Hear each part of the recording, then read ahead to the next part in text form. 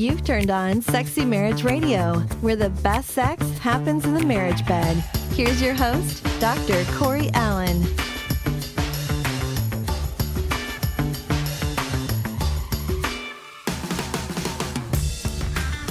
Welcome back to another episode of Sexy Marriage Radio.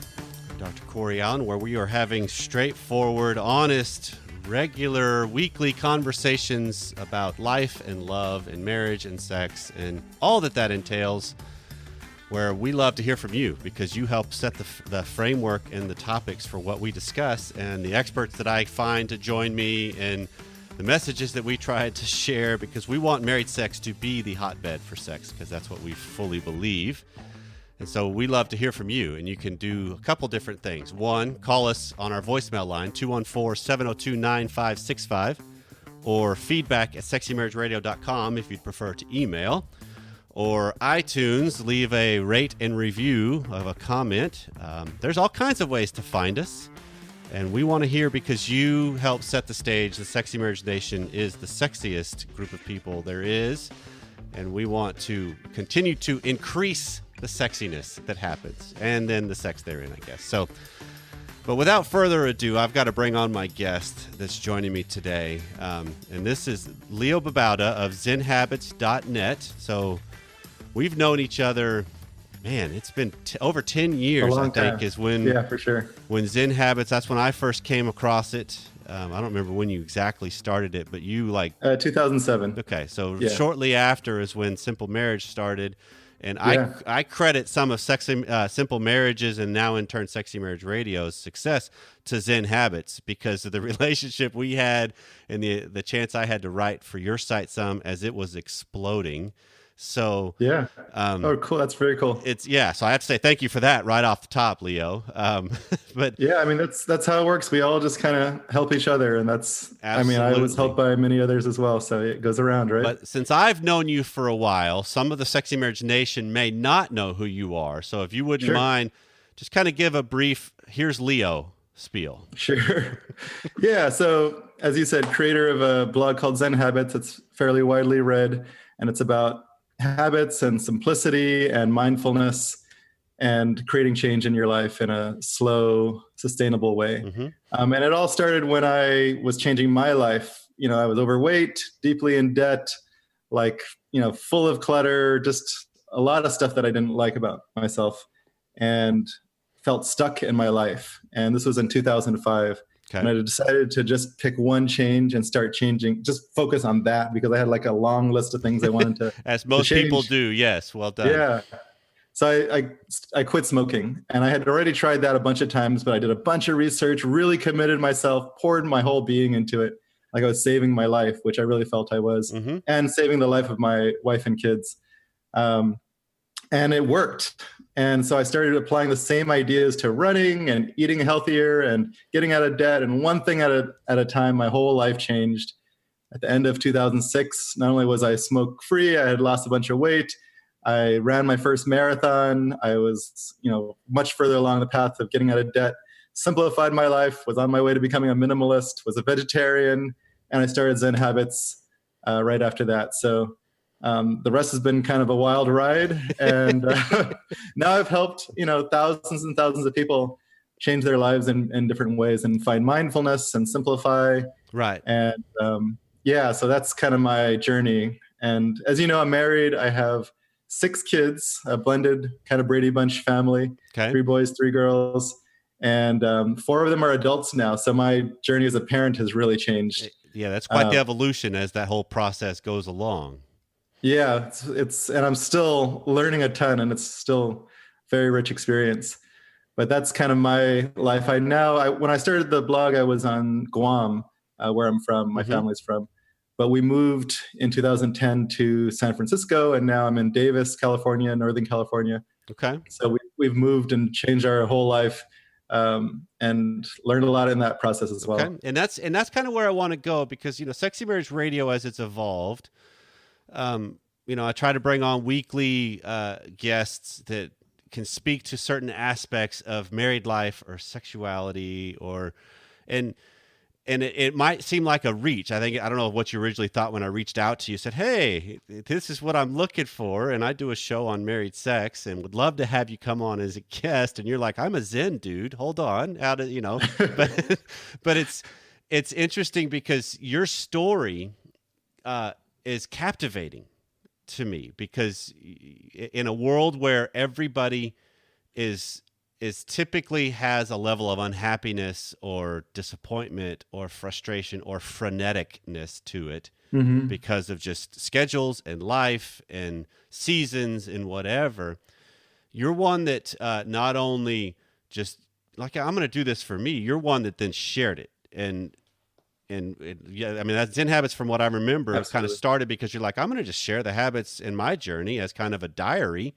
And then lo and behold, your success bled to other success, which then gets a tremendous momentum going. And yeah, it kind of tapped into something that I didn't realize people were really craving for. And so, yeah, I was just trying to share stuff, like you said, but all of a sudden, like it connected to people. And I realized that they really wanted simplicity in their lives. They wanted some slowness. You talked about that freneticism. They wanted a ability to slow down and, find mindfulness.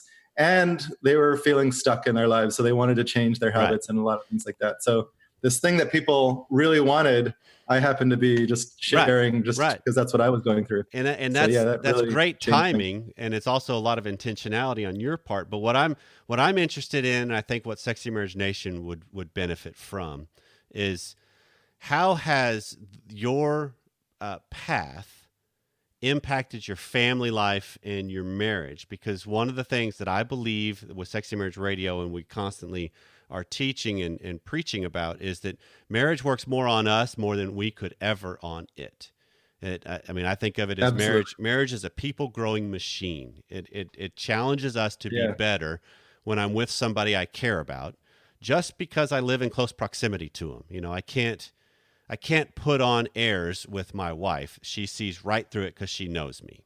Right. So that's absolutely true. It's that whole concept of, I'm assuming in the Babauta household, there's been times where Leo has gotten maybe a little arrogant about, look at my success, and your wife has been able to come in and say, excuse me, hold on. Slap me down. Right. You're not all you're saying you are. Just realize that, because at least that's what happens in the Allen household. is sometimes Pam will look at me and say, you are not Dr. Allen here right now. You are just my husband, so knock that off. So I'm just curious, how have you seen the change and the transformation? Because not only does it help your readers, I got to assume it's a direct impact to your family. Yeah, and the impact of my family on me has gone towards my readers as well. So it's definitely gone in both directions. Yeah.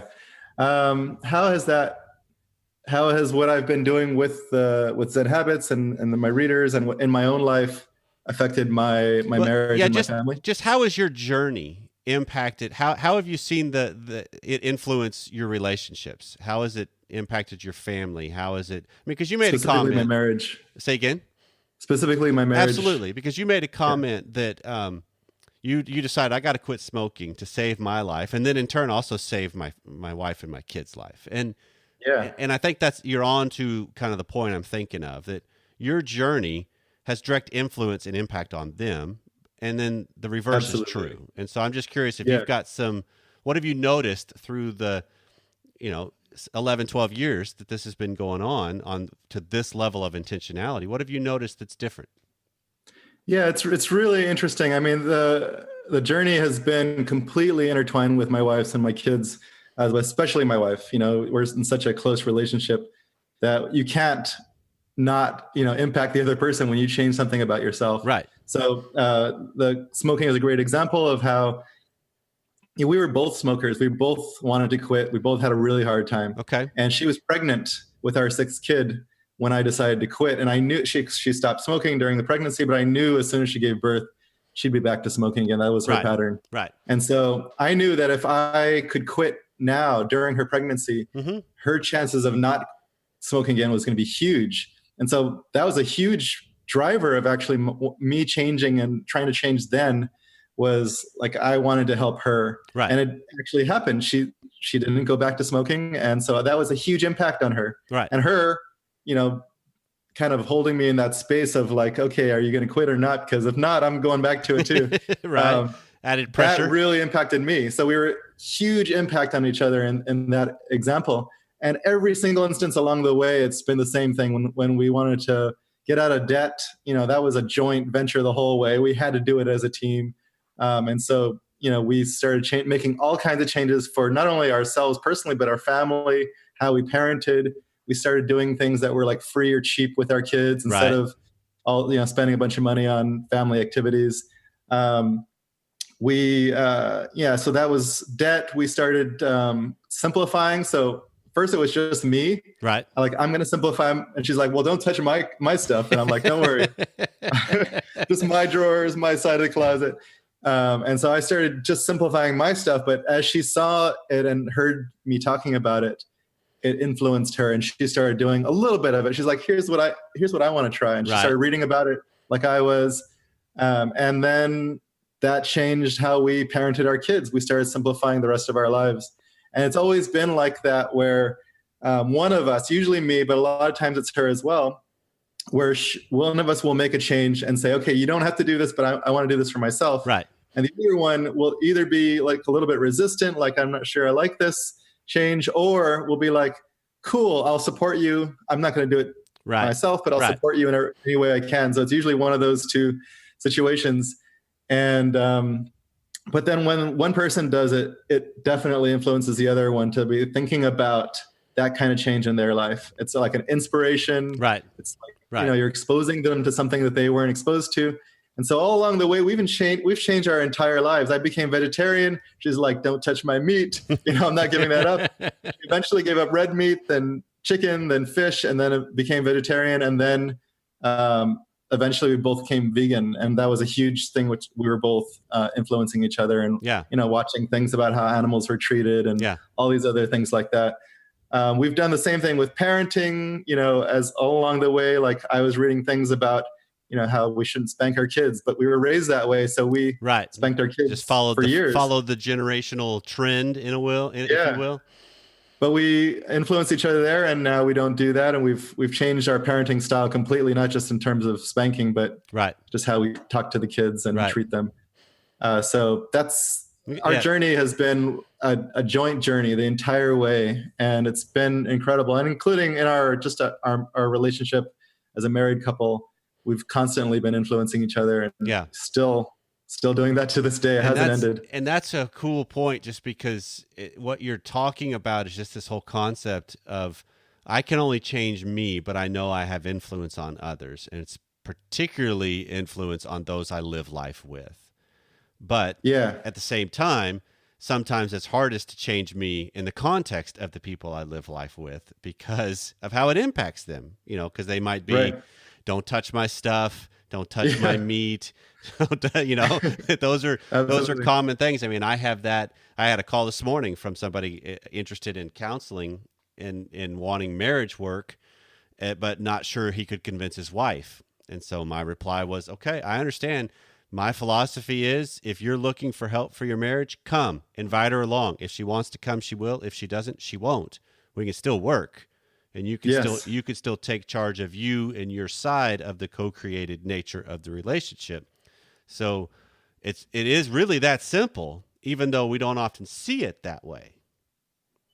That's absolutely right. And in fact, the word you use, co-created, is exactly the word that I use in my mind. It's like we are co-creating our relationship. Yep. We're co-creating every moment that we spend together. Our entire lives are co-created. Yep. And so you can do your part on your own. And that's helping to co-create this moment. Whatever she's bringing to it is her flavor of it. But all you can do is your own side of it. And that definitely influences not only the co-created nature, but like how she's experiencing it and maybe how she comes in the future. So it's absolutely. And this is repeated many times in my life. Yeah. And this is that concept of, I think of it through the lens of all right, so let's just use you as the example. So Leo, 15 years ago wasn't necessarily the Leo he wanted to be. And so he finally thought, all right, let's get simple. Let's make this one habit at a time, which is brilliant because it is so hard to change our life unless That's I right. get it really, really simple, bite-sized, baby step-ish almost, to where I don't overwhelm myself, because we get in a perfection society of, oh, I could do this and this and this, and it's a whole overhaul, and you just can't do it. We underestimate how hard it is, actually, I think. Well, sure. I mean, one of the things, just a quick side note, one of the biggest takeaways I had from early on of reading your work, and then even your book, The Power of Less, was just your philosophy of, if you want to declutter a room, start with a drawer. Just pull out one drawer, declutter it, put it back, and then revel in the joy of accomplishing that one joy. Soak it all in of, look at what I did with one drawer, right? And it really is my biggest secret. Yeah. Well, okay. I'm just kidding. You give away everything anyway, though, Leo. So almost. I'm joking. But no, that's definitely one of my favorite secrets, and it's not a secret, but it's right. Yeah, it works so well. Right. But so as you go through the process, you're becoming better, which a better you puts more influence on the people that do life with you to be better. And I think that's the whole context to me of marriage and family. That's what it's designed for. Yeah, absolutely. Like you said, it's a machine for human growth, right? Yeah, I love that. Absolutely, it is. That's not mine. I can't claim that one. I'm crediting it to you. Okay. Copyright. Okay. Oh, wait, hold on. Now we need to put some lawyer speak into this thing. But it's just, so as you keep challenging yourself, and then in turn your family, as your kids have adopted to this, and shifted, because I got to assume some of what you guys have done has gone, well, probably pretty well against the stream of culture and society. Oh yeah, very much so. Yeah, almost everything we've done. so I'm curious, how did you guys navigate the buy-in or the lack thereof with them? It's a lot of it's the same kind of process of, it's kind of like, I'm changing my thing, I'm telling you about it so you can understand it, how it might impact you, and why I'm doing it. And in that process of telling you about it, doing it, and then showing you what benefits, what's come out of it, and just talking to you about the whole thing, struggles, but also victories, they are kind of along for the ride. The kids are hearing about that, and they're like, oh, that's interesting, or like, oh, that's cool, like, oh, that's weird. But all along the way, they're there with you, and they're rooting for you. Like, they actually really want you to succeed. Right. And they understand it much better than society as a whole would, because like you said, a lot of it's against the grain of our culture. And so they understand it much better than most people would, because they're there. And so they're much more open to suggestions like, hey, you want to try doing this too? And sometimes it can be like a challenge, like, let's do a family challenge where we're all trying to get rid of a certain number of things, or let's all do push-ups together. Right. Like we challenge each other like that. And that's part of me as one of the leaders of our family, is like, let's challenge ourselves and be a conscious machine for growth, where let's all grow together. And over the years, the kids have stepped up to these challenges with a lot of times with excitement, sometimes with a little resistance. Sure. But that's actually good, is when they have resistance, because you can talk to them about it and actually understand why they're resisting and help them to work through resistance, which is something I think incredibly valuable for their adult lives. Yeah, because we all have to face that. Yeah. And so all along this process, they're learning about change. They're learning about, group dynamics. They're learning about like how to be happy, how to be content, how to be healthy, how to live like incredible lives.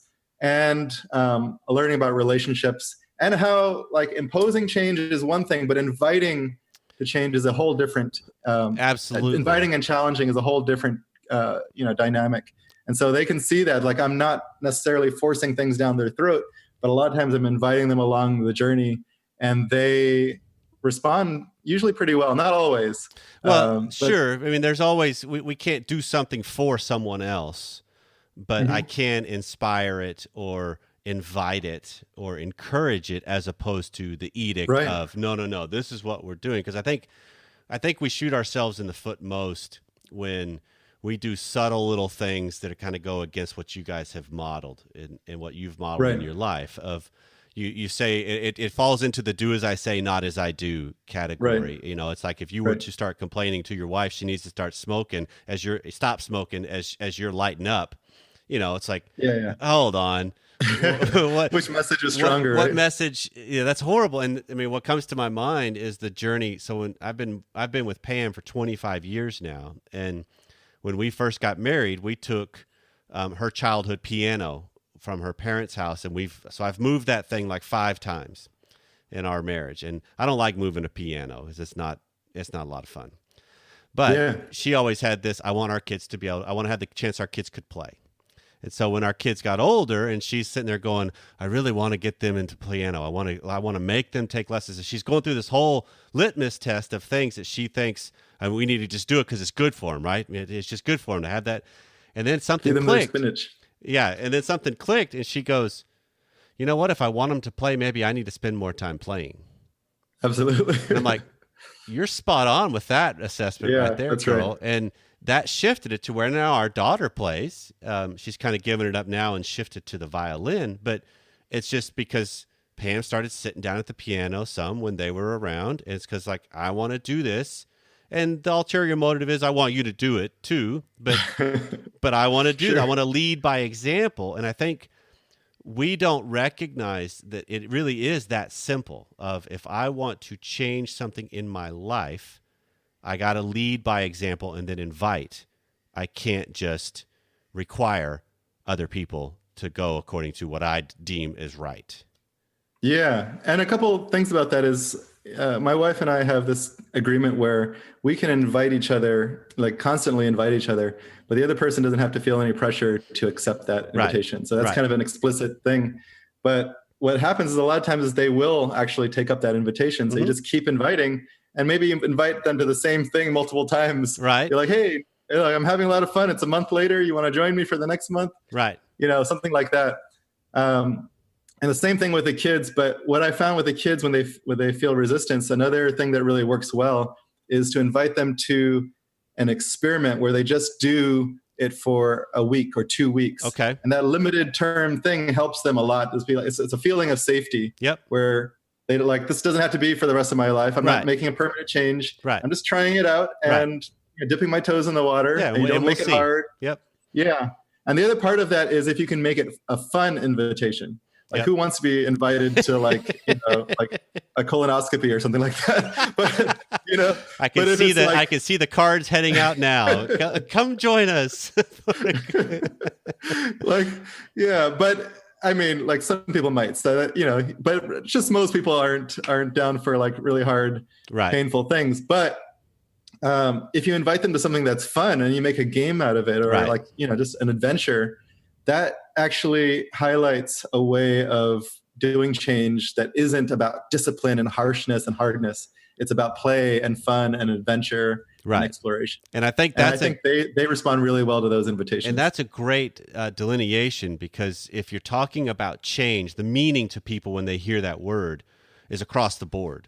Some people thrive on it and they love it, and some people dread it. That's the worst thing in their world is when something changes, because they want the consistency and the normalcy of the routine of life.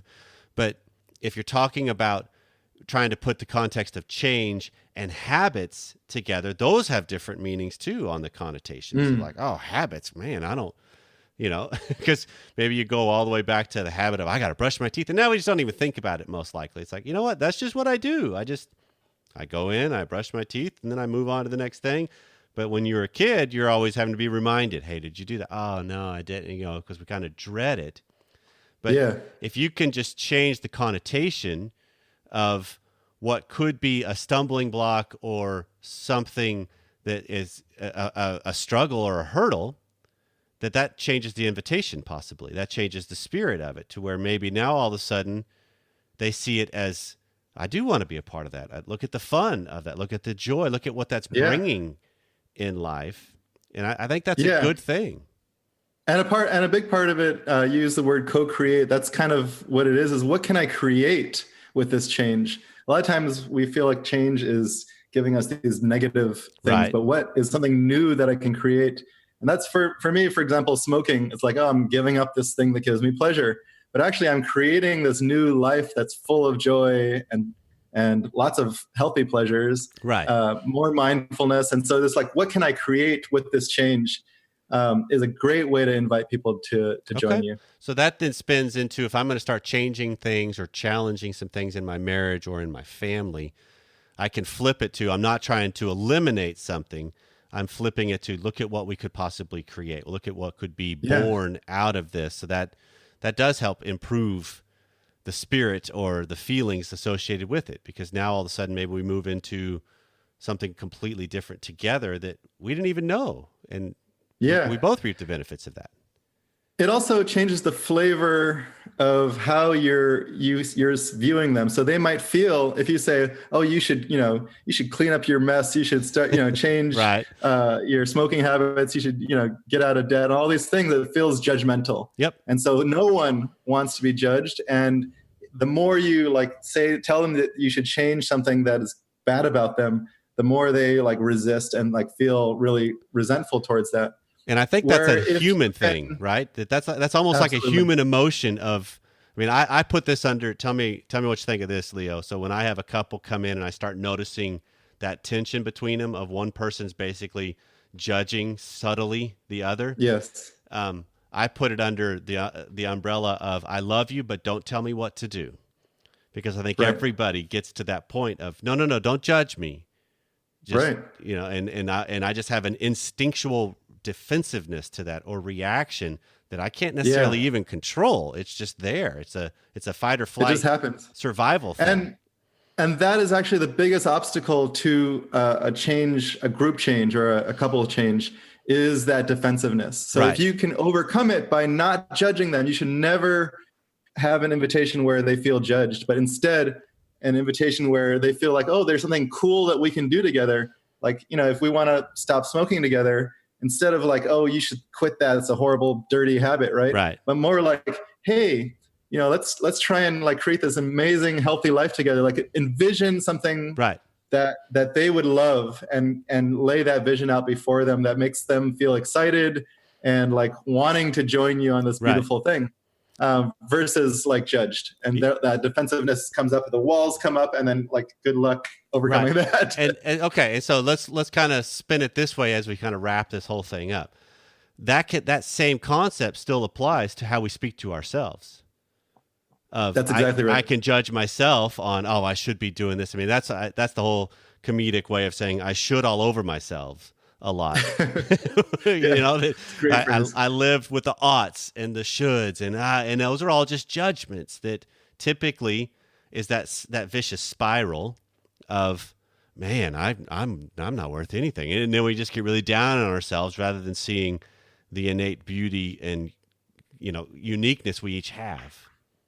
And that's what you just hit on is one of the key problems that most people have when they're trying to change their own lives. Is that judgmental, I should, or dang it, I keep messing up, and there's guilt. There's all this feeling of lack of self-worth. And that gets in the way, because what happens is next time you think about, trying to exercise, and you think about all those times that you didn't, and you feel really judgmental. What happens is you start to feel actually defensive at that point, where you don't even want to think about it. You're like, okay, I don't want to think about this horrible thing about myself because it's just such a horrible experience to think about how bad you are. So instead, it's more like, what can I create? No judgmental, looking at yourself, but exactly the same thing. What can I create that's going to be beautiful, amazing? It's going to get me excited and motivated. And if you notice yourself judging yourself, that's when the practice of self-compassion comes in. And I can share, the traditional self-compassion or just compassion meditations that you can do for yourself and for your wife or husband that you are judging. You might feel like they're doing all this bad stuff, but can you find compassion for them? And they feel that transforms how you look at them and how they feel about how you look at them. And that also changes the invitation as well, because if they feel like you have compassion towards them rather than being judgmental, that's a completely different relationship to them and to yourself. It's the same way. Yeah, and that's where, so in essence, what you're saying is this whole process can feed off itself in negative ways or in positive ways. And it really comes down to how do we harness our side of this co-created journey and shift it or spin it whatever we need to do to the more positive, because then that influence rises us all up rather than bogs us all down. Yeah, that's right. Okay. I hear the music. I'm feeling really sexy because of it. Hey, well, then we probably need to wrap this up so you can go find your wife.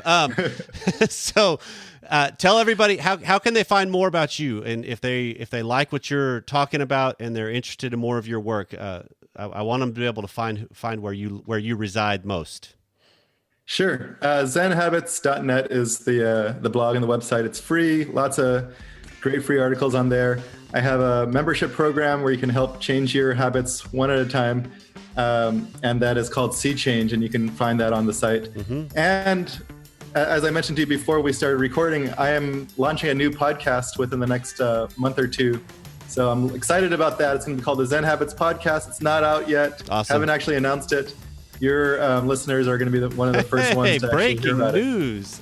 It. Yeah. So I'm really excited about that. So hopefully I can explore more of this stuff that we talked about today. That's great. Well, Leo, I have to say thank you for being a trendsetter of kind of being a part of the wave that does help with the simplification and the habits, and just really do bring about change that lasts. And that's, your message is spot on, man. I love it. Thank you. And yeah, thanks for having me. It was a fun conversation. Great. And so for those of you in the Sexy Marriage Nation, I got to say thank you for taking out some time of your day to spend it with us. If we left something that brings about a question or a thought, let us know. 214-702-9565. Or as always, feedback@sexymarriageradio.com. We'll see you next time.